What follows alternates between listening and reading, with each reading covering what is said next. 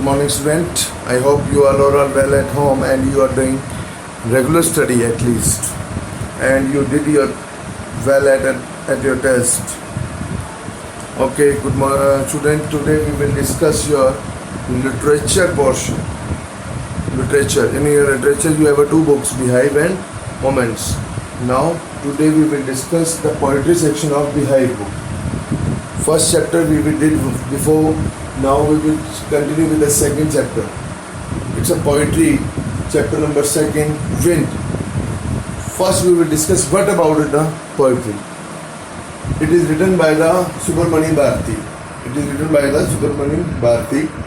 In this poem, the poet wants to say, इस poem में जो poet है वो want to say that, वो कहना चाहती है कि we should face the challenges, कि हमें फेस ऑफ करना चाहिए चैलेंजेस ऑफ लाइफ ब्रेवली, बड़ी बहादुरी से हमें अपनी लाइफ के जो चैलेंजेस हैं उसे फेस ऑफ करना चाहिए. The poet has use wind. Poet जो है यहाँ हमारे विंड शब्द का यूज करती है as a symbol of power and strength. Wind शब्द का यूज जो उसने पोएम में किया है उसका मीनिंग निकलता है power and strength. He says that wind destroys all things. उसके कहने का मतलब है जो विंड है वो सब कुछ खत्म कर देती है, सब चीज़ों को नष्ट कर देती है. कौन सी? विच आर वीक, जो कमज़ोर होती हैं, उन सब चीज़ों को खत्म कर देती है विंड जो कमज़ोर होती हैं. Like crumbling house. Crumbling house मतलब पुराने खंडर, ठीक है, खंडर हाउस, खंडर जो आधे टूटे पड़े हैं, जिसकी रिपेयरिंग नहीं हुई है, वीक है, कमज़ोर है, जिसकी बेस स्ट्रॉन्ग नहीं है. क्रम्बलिंग हाउस मतलब जरज, खंडर, वीक. डोर्स, दरवाजे हैं, पेपर्स हैं, एक्सेट्रा. इन ये वीक चीज़ें हैं, वीक कमज़ोर चीज़ें हैं, इसे हवा जो है वो डिस्ट्रॉय कर देती है. It can be our friend. कहते हैं हम हवा को, अपना विंड को अपना फ्रेंड बना सकते हैं इफ़ वी आर स्ट्रॉन्ग, अगर हम स्ट्रॉन्ग होंगे इन माइंड एंड बॉडी, यानी कि दिल और दिमाग दोनों से, यानी कि शरीर से और दिमाग से अगर हम अपने आप को स्ट्रॉन्ग बनाएंगे तो हम इसके फ्रेंड बन सकते हैं. And make a friendship with the strong wind. और हम इजीली इसके साथ अपनी मित्रता यानी कि फ्रेंडशिप कर सकते हैं इजीली विद द विंड, बड़े आसानी से. Now we will discuss the stanzas of wind. The first stanza of wind is wind come softly, don't break the shutters of wind, shutters of the windows, don't scatter the papers, don't throw down the books on the shelves.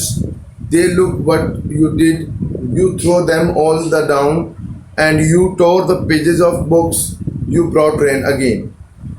पहले stanza में जो poet है वो the poet addressing the wind, जो poet है वो address कर रहा है विंड को कि एंड आस्क्ड, और उससे कह रहा है, क्या कहना चाहता है? It to blow softly. Blow softly का सेंस आया, कम सॉफ्टली को हमने यहाँ यूज किया, blow softly. And he asked the wind, और वो विंड को कहता है not to break the shutters of the windows, कि आप खिड़कियों के जो शटर्स होते हैं अपने बंद कर देते हैं, तो जो शटर लग जाता है ना, तो उसके ऊपर को मत तोड़ो. ब्रेक का मतलब होता है तोड़ना, यहाँ ब्रेक का सेंस है तोड़ना. ही asked the wind not to break the shutters of the window, and he asked the wind not to throw papers here and there. ना ही तुम कमरे में आओ इतनी तेजी से और सारे पेपर इधर उधर मत फेंको. and not here, and he asked it not to throw down the books that arranged on the shelf. और आप इतनी तेजी से मत आओ जिससे कि जो बुक्स मैंने अरेंज कर रखी हैं शेल्फ पे कि वो नीचे ना गिरे, यानी कि आप उतल पुतल मत करो, ना पेपर्स को इधर उधर फेंको, ना शेल्फ से लगी हुई बुक्स नीचे गिरे. The poet address the fast blowing wind to complain that throw down the old books from the shelf. Poet complain करने के सेंस में विंड को कहता है कि आपने जो बुक्स मेरी नीचे गिर दी हैं, नीचे गिरने से उस बुक्स के पेजेस जो हैं वो पूरी तरह से फट चुके हैं, यानी कि वो उनकी कंडीशन जो है वो पूरी तरह से पुअर हो चुकी है. कौन सी बुक्स? जो पहले प्रॉपरली तरीके से शेल्फ पे पड़ी थी वो आपके आने से क्या हो गई, नीचे गिर गई हैं, और गिरने से उनकी जो कंडीशन है वो पुअर हो चुकी है. And it has thrown the pages of books, और उन बुक्स के पेजेस जो हैं वो फट चुके हैं.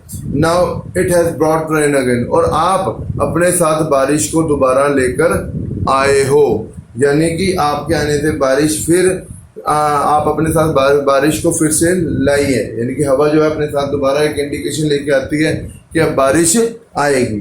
इन the second stanza, you are very clever at poking fun and weakling and फ्लर crumbling house, crumbling doors, crumbling rafters, crumbling woods, crumbling bodies, crumbling lives, crumbling hearts, the winds god winnows and crush them all.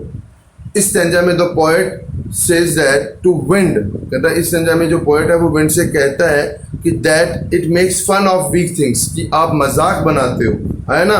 You are very clever at the poking fun at weakness, मतलब हो गया कमजोर व्यक्तियों का मजाक बनाना। It makes the fun of weak things as well as weak creators, आप कमजोर चीज़ों का और कमजोर से बनी हुई चीज़ों का और कमजोर आकृतियों का मजाक उड़ाते हो। The power of wind throws out the crush all the weak things, कहता है कि आप अपनी पावर दिखाते हो। विंड अपनी पावर दिखाता है किनके ऊपर, कमजोर चीज़ों के ऊपर, उन्हें क्रश मतलब उसे ख़त्म कर देता है। लाइक कौन सी कमजोर चीज़ें, house, doors, rafters, wood, bodies, lives and heart. कमज़ोर दिल वाला व्यक्ति भी घबरा जाता है, कमज़ोर घर भी टूट जाते हैं, कमज़ोर दरवाजे भी टूट जाते हैं, यानी कि आप कमज़ोर चीज़ों को बिल्कुल ख़त्म कर देते हो। They all fall victim to might be divine, ये सब कमज़ोर चीज़ें जो आपने क्रश की हैं, ये आपके विक्टिम हैं, आपके गवाह हैं कि आप बड़ी तेज़ी से आए और इन्हें नष्ट कर चले गए, यानी कि इनको आपने ख़त्म कर दिया। In the third stanza, he want to do what you tell him. So come, let build a strong homes. Let join the doors firmly and practice the frame of the body and make the hearts steadfast. Do this and wind will be friend with us. अब वो कहता है कि wind has a great might, यानी कि might and it will not stop destroying us. कहता है कि ग्रेन जो विंड है उसमें बहुत ज़्यादा शक्ति होती है और वो हमारे कहने से बिल्कुल नहीं रुकेगी। And if asked to do so, तो हमें इसके लिए क्या करना है, हमें इसका सामना करना होगा। देयरफॉर, इसके लिए, in order to face it, हमें हर हालत में इसका सामना करना पड़ेगा। और इसका सामना करने का तरीका क्या है वो आगे बता रहा है। We have to build a strong homes. पिछले पैसेज में उसने बताया कि वो कमज़ोर चीज़ों को नष्ट कर रहा है, अब इस पैसेज में वो कह रहा है कि इसका सामना करने के लिए हमें बनाने पड़ेंगे अपने घर मजबूत। We have to shut our doors familiarly, और हमें अपने घरों के दरवाजे पूरे तरीके से, प्रॉपर तरीके से बंद करने होंगे।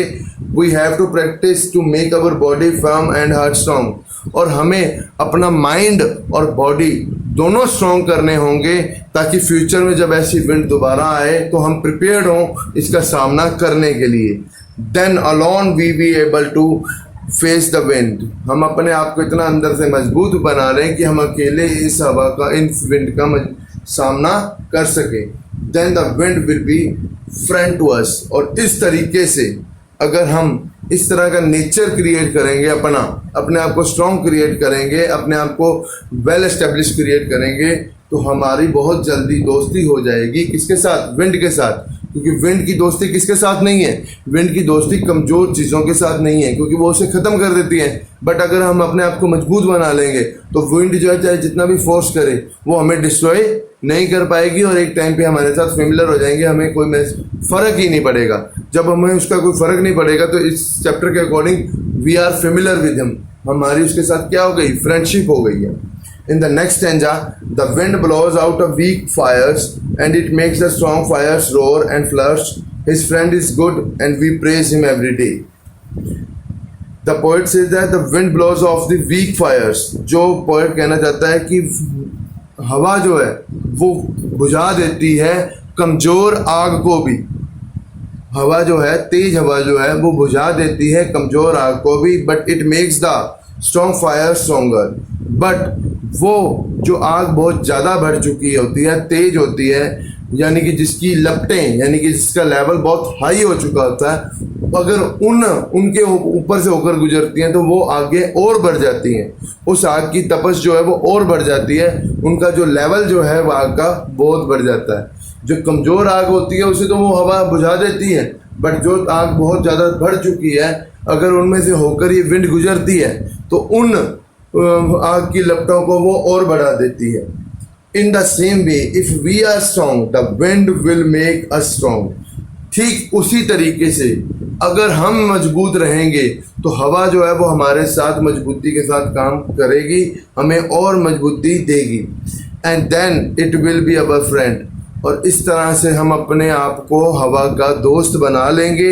It's friendship will be good for us. उसकी दोस्ती हमारे लिए बहुत अच्छी साबित होगी। We should praise the wind every day and make our friend.